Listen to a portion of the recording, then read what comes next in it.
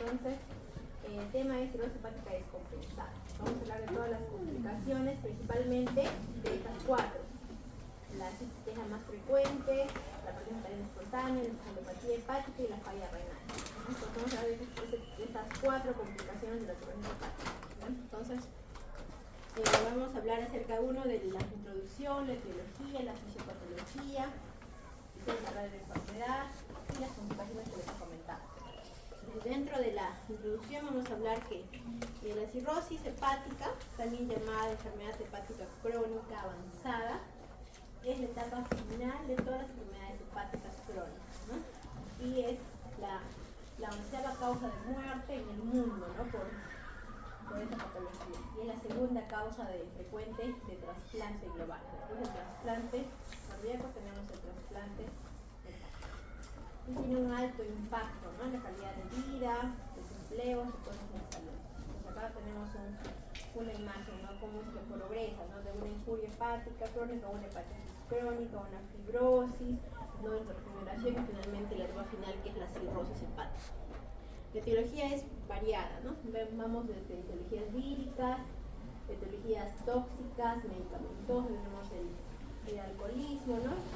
Tenemos también etiologías autoinmunes, etiologías también metabólicas, genéticas, tenemos también biliares, como una crisis biliar, la estenosis biliar también puede causar cirrosis, las etiologías vasculares, como el síndrome de Bull-Chiari, el síndrome de obstrucción sinusoidal, y también etiologías medicamentosas, ¿no? Como el metilxato, el miodarona. Todas esas causas pueden ocasionar cirrosis hepática.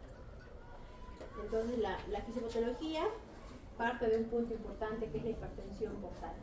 La hipertensión portal se da, vemos que es como que el marcador, ¿no? De todas las complicaciones de la...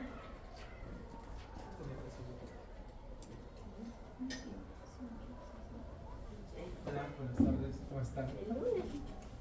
No tenía que recibir, el delegado me dijo el día. Pues, Ahí me dijo el lunes. hola, buenas tardes. Mira, dos en uno. Dos de uno. Colaboración. A ver, checa. Porque yo les pregunté, Uno me en dijeron uno, el y el día. otro en Checa. dos. Lunes 27. Ya sabes. Ya lo vamos a tener mañana. 27. No, hepatitis. ¿Por qué me dijeron que era el siguiente? No, sí, clase. Chicos, equivocado. ¿Quiénes son los del grupo? ¿No están?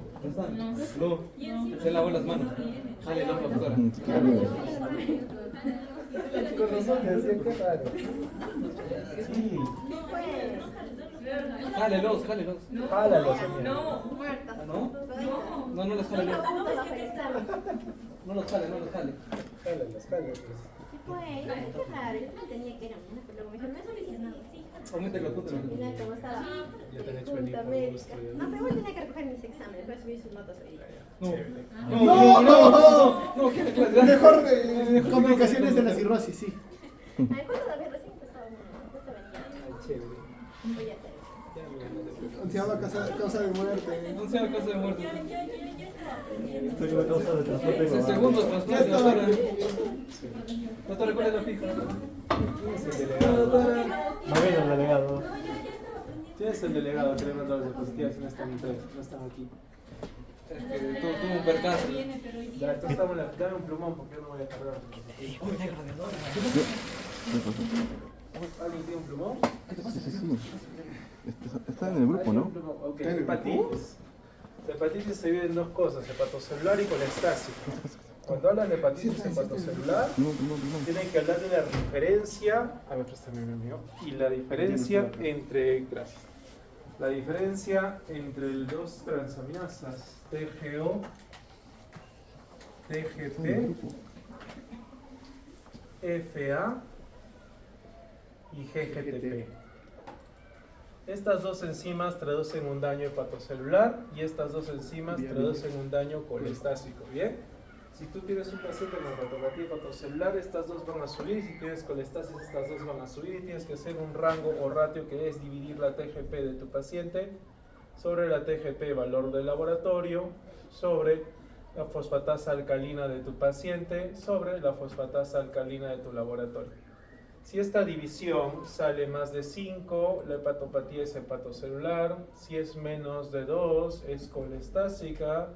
Y si es entre 2 y 5, el daño es mixto. ¿Bien? Entonces, si tú tienes una hepatopatía hepatocelular, tienes que pensar en 5 cosas que pueden dañar el hígado de forma hepatocelular. La primera es virus virales. La segunda es alcohol. La tercera es hepatopatía por hígado graso. La cuarta es algún tipo de injuria hepática inducida por drogas, ¿ya? Inducida por drogas.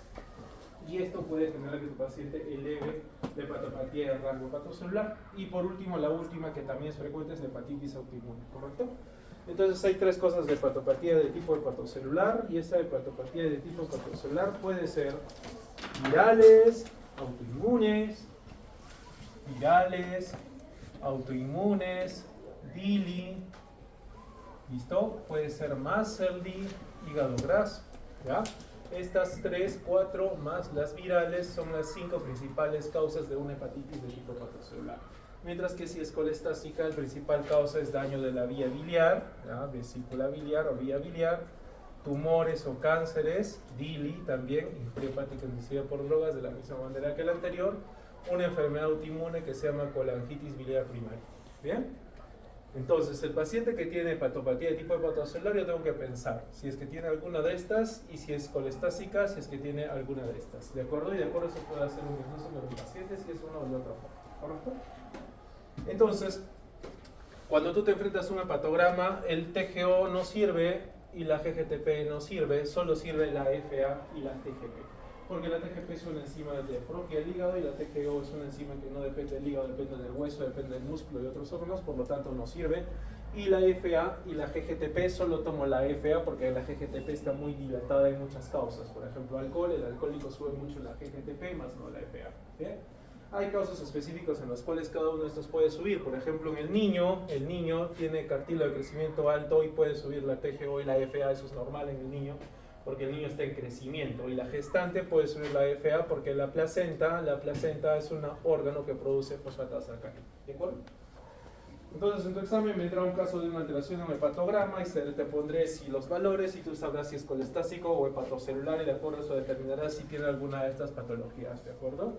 Para que sepas el valor normal de tu laboratorio para tu examen, la TGP es 45 y el valor laboratorio normal para tu examen es 100. ¿De acuerdo? Ya revisada, no mata alumno, ¿ya? Yo no pregunto cosas fáciles, ya yo pregunto cosas difíciles. Así es que presta atención y si no atiendes en la clase no responderás nada en tu examen. ¿Listo? Ok. Doctor, ¿y cómo voy a saber qué tipo de hepatopatía es? Porque yo te diré alguna causa, ¿no? Te diré paciente que tomó alcohol, tendrás que saber cuántos gramos de alcohol, para eso lees la guía de hepatitis alcohólica. Te pondré que tiene un marcador autoinmune, verás por ahí un marcador autoinmune, tendrás que saber por lo tanto qué marcadores autoinmunes de hepatitis autoinmune. Te pondré alguna causa de hígado graso, de una enfermedad metabólica, para que marques hígado graso. ¿De acuerdo? Doctor, ¿y en la vía biliar cómo será? Pues te pondré, ¿no? En el ultrasonido se mira tanto, la vesícula con cálculos o algo más para que te puedas diagnosticar y de acuerdo a eso decir qué tiene el paciente. ¿Bien? Entonces hoy en esta clase vamos a hablar de las principales hepatopatías de tipo hepatocelular, que es la hepatitis viral y la hepatitis autoinmune. ¿Bien? Muy bien, como ya cargaron las diapos, les pongo las diapos, si no les hago la clase toda, ahí está mi nombre, yo soy el doctor José Carlos Ticona, soy subespecialista en CEPRE, médico gastroenterólogo y endoscopista, presidente de la Sociedad de Gastro de Arequipa, y yo voy a compartir hoy con ustedes hepatitis virales. ¿Bien? Entonces esto ya lo hemos hablado en la clase, así es que ya no lo voy a hablar. De las hepatitis virales tienen que saber 3 cosas. Las hepatitis virales se dividen en 2: hepatitis virales por virus hepatotróficos y hepatitis virales por virus no hepatotróficos. Los virus hepatotróficos son los virus A, B, C, D y E, y los virus no hepatotróficos son virus que pueden dañar el hígado también en su curso de enfermedad sistémica. Por ejemplo, el virus, citomegalovirus, Epstein-Barr virus, mononucleosis infecciosa, por ejemplo. Todo eso hace que tu paciente pueda tener daño hepatopatía de tipo hepatocelular. También el famoso adenovirus, que es las paperas que dan los chicos, también nos puede dañar el hígado. El enterovirus, el coxsackie, el arbovirus y demás. Aquí los tienen escritos. Esos son virus no hepatotróficos que dañan el hígado secundarios a su daño en enfermedad sistémica. ¿Bien? En cuanto a los hepatotróficos en sí mismos y los no hepatotróficos, todos dan una clínica general. La clínica general es clínica de pródromo, clínica de estado y clínica de recuperación. La clínica de pródromo es que el paciente antes de enfermarse tiene algún tipo de síntomas. Por ejemplo, la principal causa es anorexia, astenia, adinamia, artralgias, mialgias. Algunos hacen fiebre, no todos, pero algunos pueden hacerlo. ¿Cuánto dura el pródromo, doctores? 2 semanas. ¿Cuánto es la fase de estado? 4 semanas. ¿Bien? 4 semanas. En esa fase de estado hay algo característico que va a tener tu paciente, que es la ictericia. Si tú lees ictericia, significa que tu paciente tiene una hepatitis viral y está en su fase de estado. ¿Bien? Luego se recupera y en la recuperación el paciente puede desaparecer los síntomas y signos. Doctor, ¿y cómo más me puedo dar cuenta que estoy en mi fase de estado? Tengo algo que caracteriza las infecciones virales. Esplenomegalia, adenopatías cervicales, ¿listo? Linfocitosis atípica, por ejemplo, todo eso es en la fase de estado. ¿Bien? ¿Al cuánto tiempo te recuperas de la hepatitis?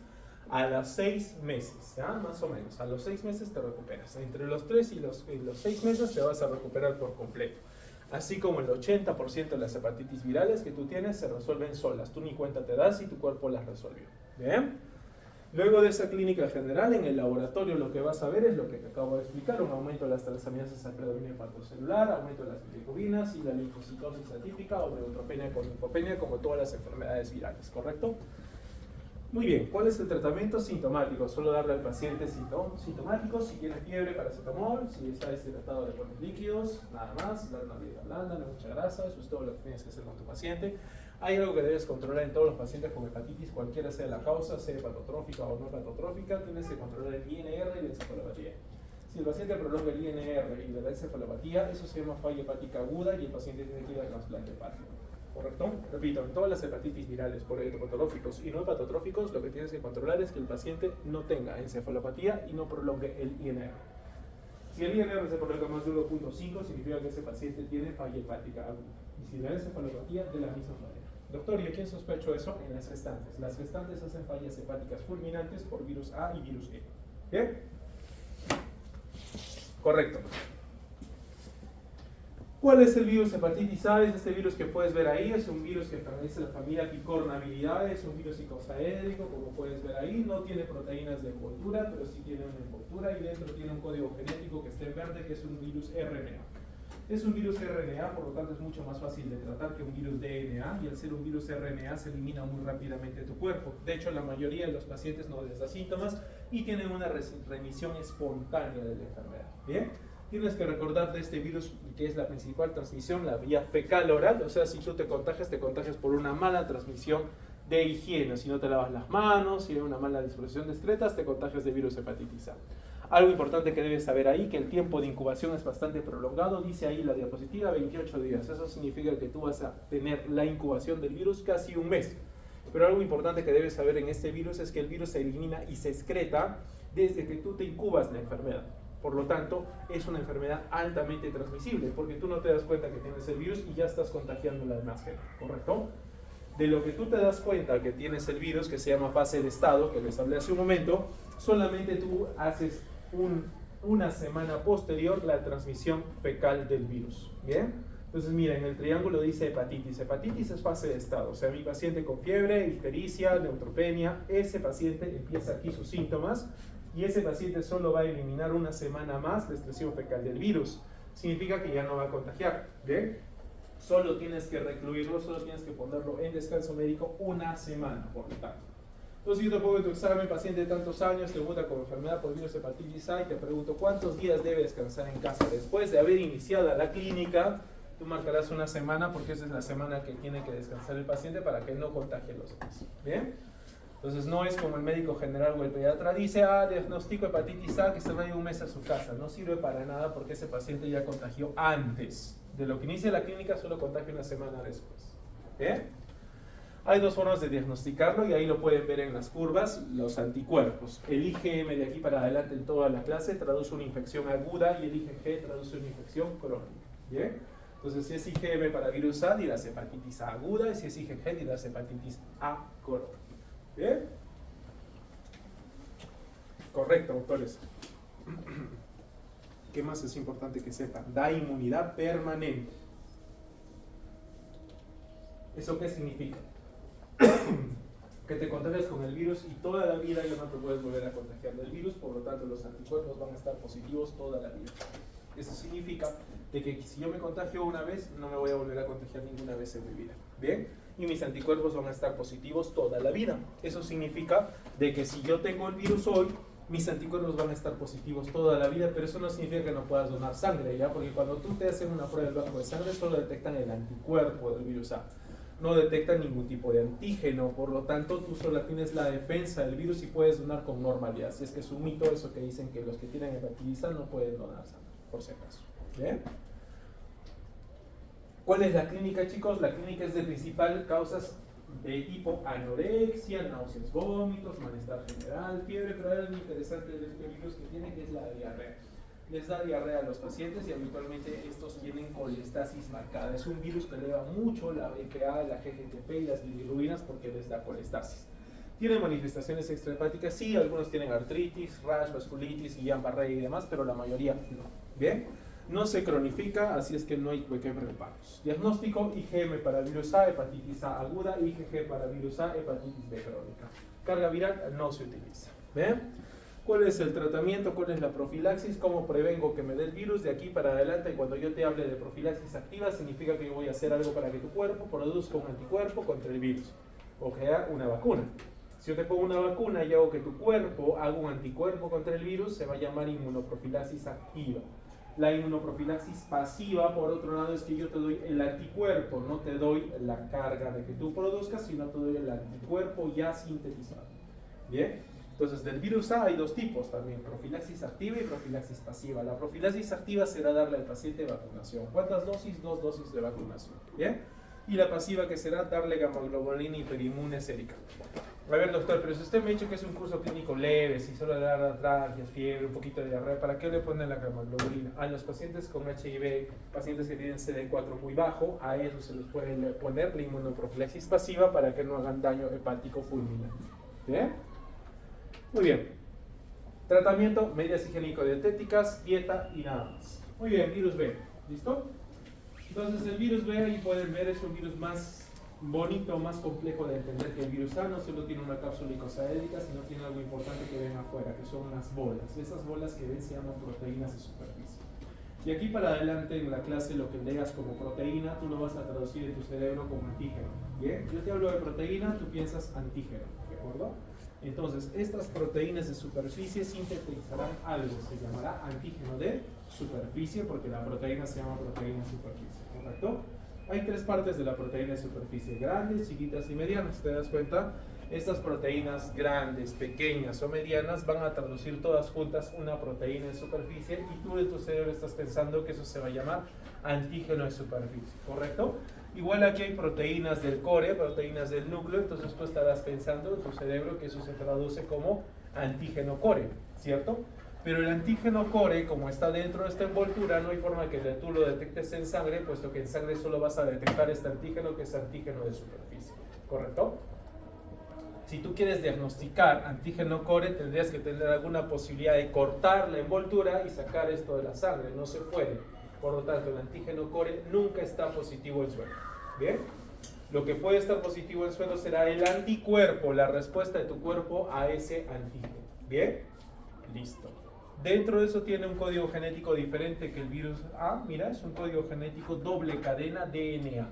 ¿Bien? Al ser un virus DNA y tú tener DNA, el DNA del virus se junta con tu DNA viral y hace el viral más tu DNA, un DNA CCC, que es un DNA circular.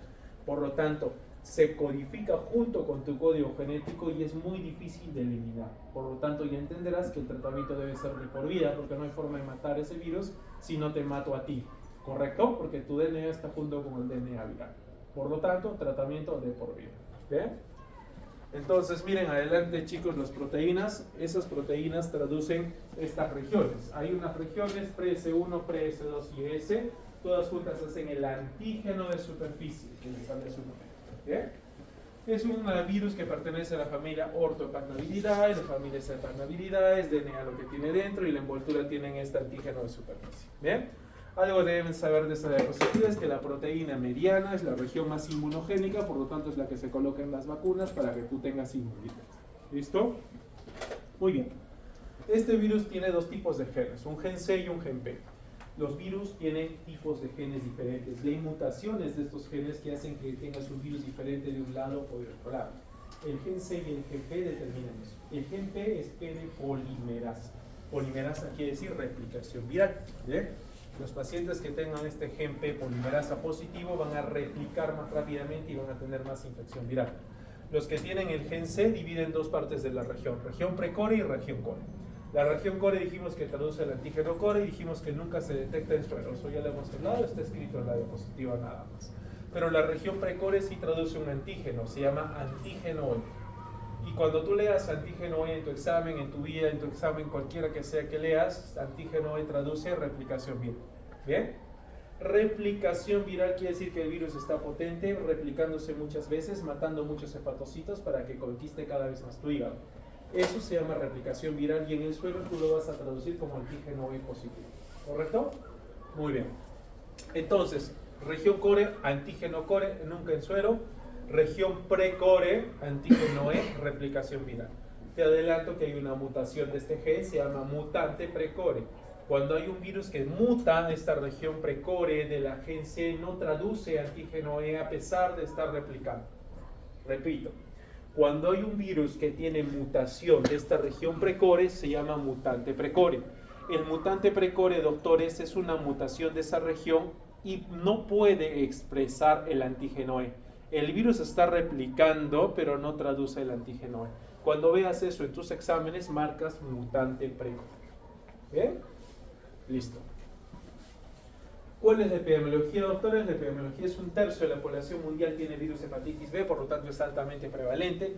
400 millones de personas son portadores crónicos de antígeno en superficie, por lo tanto contagian, de tal forma que es más probable que te contagies del virus B si tienes relaciones sexuales sin protección que de HIV por la gran carga que tenemos de personas actualmente.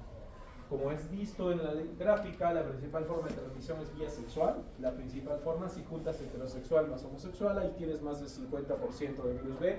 Y ahí están las otras pequeñas partes. Pero la principal forma de transmisión es de vía sexual. ¿Bien? Entonces, ¿cómo puedes prevenirla? Pues puedes prevenirla teniendo relaciones sexuales con protección, claramente, ¿verdad? Si tienes relaciones sexuales sin protección, lo que va a pasar es que el virus va a llegar a tu sangre y el virus en tu sangre lo primero que va a hacer es tratar de conquistar un hepatocito. Entonces lo que va a hacer es quitarse la envoltura que has visto que tiene dentro y esa envoltura al quitársela va a tener el antígeno core. Ese antígeno core, que es la proteína que queda ahí, lo que va a hacer es viajar al núcleo del hepatocito. Eso redondito que ves ahí es el núcleo del hepatocito. Entonces, este virus B se tiene que meter al núcleo porque en el núcleo del hepatocito está tu DNA, ¿cierto? Y el virus es DNA, ¿cierto? Lo que quiere hacer el DNA viral es juntarse con tu DNA. Se mete al núcleo, por lo tanto, y ese DNA con tu DNA se forman juntos y hacen un DNA circular y ese DNA CCC nunca más en tu vida vuelve a soltar. Por lo tanto, el virus se integra a tu código genético, se integra al hepatocito y solo hace que luego traduzca más por tu aparato de Golgi y eso le dé más envoltura y genere más viriones. Por lo tanto, doctor, si estás entendiendo esta diapositiva, significa que si tú quieres matar al virus, tienes que matar al hepatocito, ¿correcto? No hay otra manera de matar al virus si no es matando al hepatocito. Por lo tanto, cuando ves en la clase más adelante yo te hable de transaminasas altas, tú estarás entendiendo que estás matando el virus, porque si matas el virus, se rompe el hepatocito y como te dije aquí, si el hepatocito se rompe, las transaminasas suben. ¿Bien? Correcto, doctores. Entonces, la historia natural del virus es que la mayoría vaya en infección crónica. De estas infecciones crónicas puede llegar a cirrosis, trasplante hepático y muera. ¿Bien? 30% de los pacientes con hepatitis B crónica tienen cirrosis, 10% de ellos cáncer y 23% de ellos desarrollan falla hepática. ¿Cómo definen falla hepática? Elevación del INR y encefalopatía. Ya saben que es falla hepática, ¿correcto? Este paciente con cirrótico va a llegar a morirse, por lo tanto tú entenderás que si tú evitas que se infecten, menos gente se va a morir. Y eso que te acabo de decir lo estudiamos hace muchos años en un estudio que se llama estudio Reveal. Ese estudio Reveal determinó que los pacientes que tenían tratamiento se morían menos que los que no tenían tratamiento.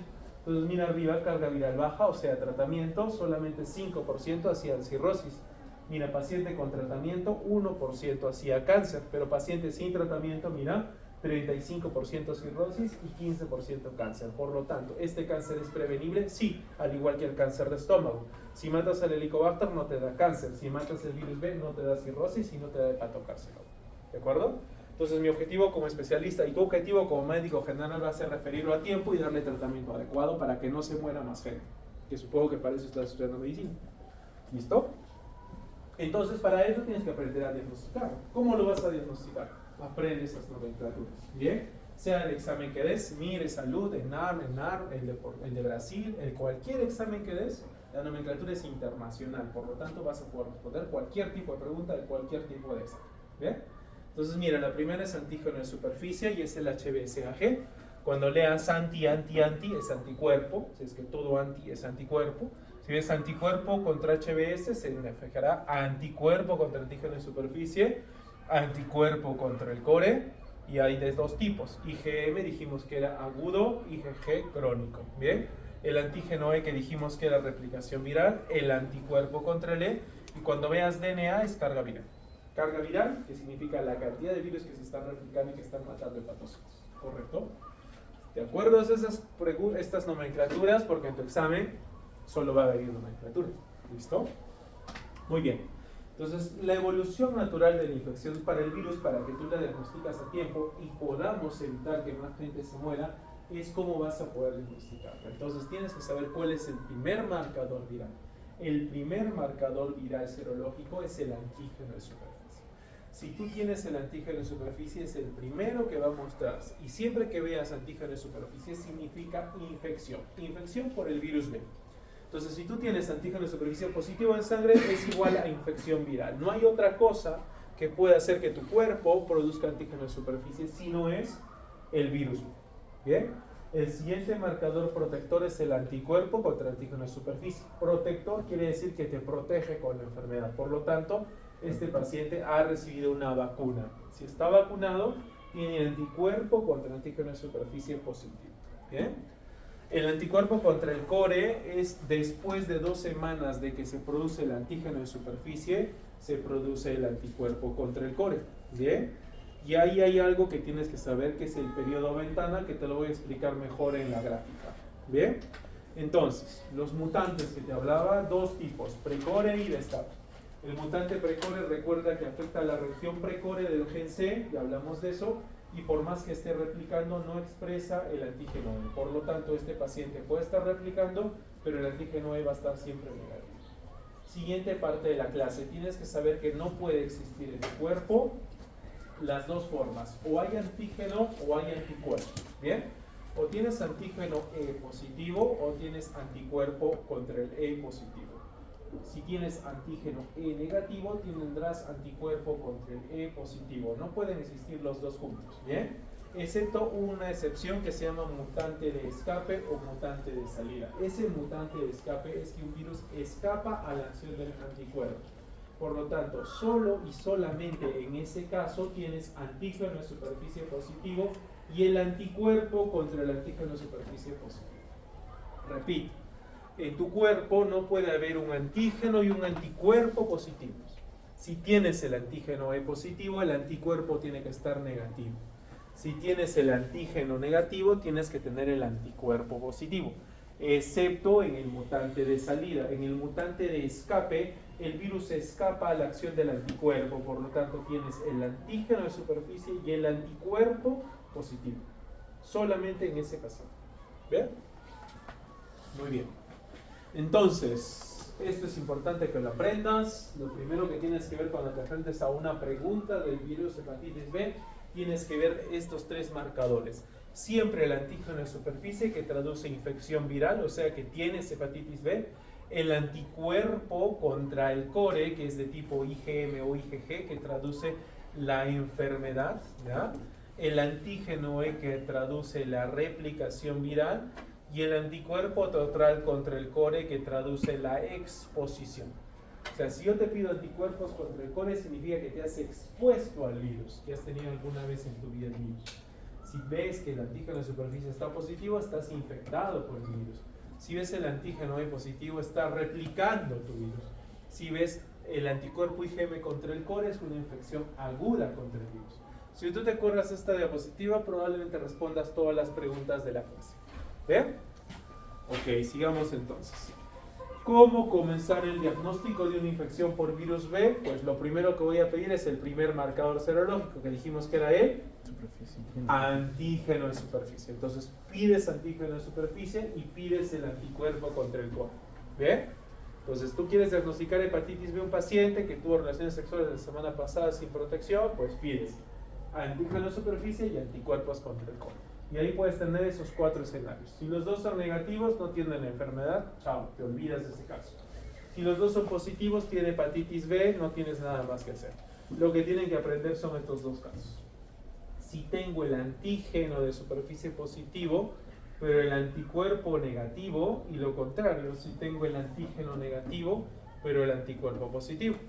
Entonces, si tú has escuchado la diapositiva pasada, ¿este paciente estará infectado o no? ¿Sí o no? Sí, ¿no es cierto? Tiene hepatitis B. ¿Y este paciente? No. ¿Y qué tiene? ¿Qué tiene? ¿Qué significa tener el anticuerpo positivo? Inmunidad. ¿Qué les he dicho, ¿Ve? No escucha. ¿Qué dice? Si tengo el anticuerpo, ¿qué dice? Que se ha expuesto. Que se ha expuesto. Repito, solo tienes que aprendértelo como está para niño primaria. Anticuerpo, exposición. Otra vez, entonces vamos a este. Entonces, nuevamente, ¿este tiene la infección? Sí la tiene hepatitis B. ¿Bien? ¿Por qué? Porque tiene antígeno de superficie positiva. Este tiene anticuerpo contra el core, eso significa exposición. Este paciente se ha expuesto. ¿Ok? Ahora les hablo de los escenarios, ¿ya? Pero si tú sabes que este tiene hepatitis y este está expuesto, vas a poder entender lo siguiente. ¿Por qué? Mira, por este motivo. Si el paciente tiene hepatitis B, ¿por qué no puede tener el anticuerpo? Caso probable de infección. Por dos cosas. Porque está en periodo ventana, ¿bien? Y hay que repetir el antígeno y el anticuerpo. Si este antígeno, cuando lo repito, se vuelve positivo, entonces en ese paciente diagnostico hepatitis B. Pero si sale negativo para ambos marcadores en un mes después, significa que es un caso descartado y fue un falso positivo. Repito entonces. Si tengo el antígeno de superficie positivo, no hay otra cosa en la vida que lo pueda hacer positivo si no es el virus B. Entonces, yo me tendré que preguntar, ok, si este paciente está infectado por el virus B, ¿por qué no desarrolló el anticuerpo? Probablemente sea un periodo ventana y lo que tienes que hacer es repetir el anticuerpo y el antígeno en un mes. Si luego de repetirlo los dos salen positivos, confirmas el caso de hepatitis B. Si los dos salen negativos, lo descartas, es la hepatitis B. Y si sigue saliendo, doctor, negativo, ahí pides el DNA viral para evaluar la carga viral. ¿Listo? Ahora vamos por el otro, el que estaba expuesto. Mira, el que está expuesto es este. Este paciente que está expuesto es un paciente que tiene el anticuerpo, pero no tiene el antígeno.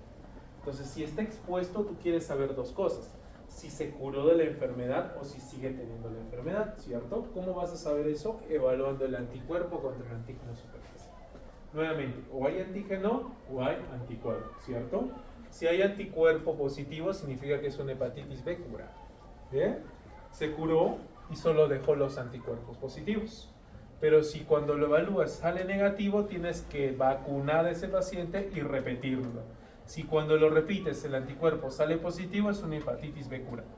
Y si sale no reactivo, puede ser un anticuerpo aislado y le pides carga viral. Entonces, yo sé que está un poco complicado, pero lo que quiero que recuerdes son dos cosas.